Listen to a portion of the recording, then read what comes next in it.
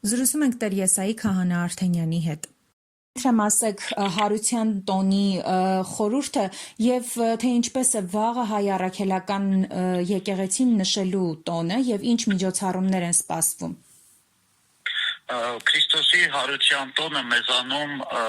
ընդգծվում կարևորվում է այն հրաշալի եւ մեզ համար կենարար հաղթանակով, որ պատկանում է բոլորին։ Սովորաբար ինչպես է լինում, երբ որ երկու հակամարտող կողմեր պայքարում են, միշտ մի կողմը հաղթում է, մյուս կողմը պարտվում եւ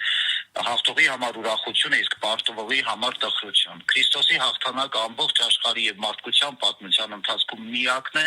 որ հաղթանակը բոլորին է ու այդտեղ պարտվողներ չկան։ Ու այդ հաղթանակը չարի դեմ հաղթանակն է եւ մեզ այդ հաղթանակով նաեւ տրվում է հնարավորություն մեր կյանքը վերանայելու, սրբագրելու եւ աստվածային լույսով, հարության ավետիսով հավատքի մեջ զորանալու, այդ հավատքով մեր կյանքը կառուցելու։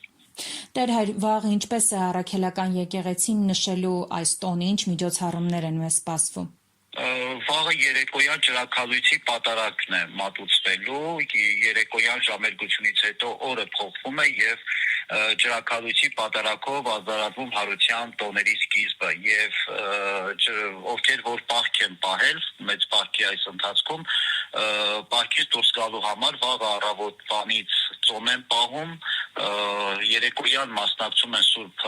պատարագին, սուրբ հաղորդություն ստանում, որից հետո արդեն պահքից դուրս են գալիս։ Իսկ արդեն Կիրակի օրը զարգական տոնական սուրբ պատարագն է մատուցվելու առավոտյան 11-ին բոլոր եկեղեցիներում։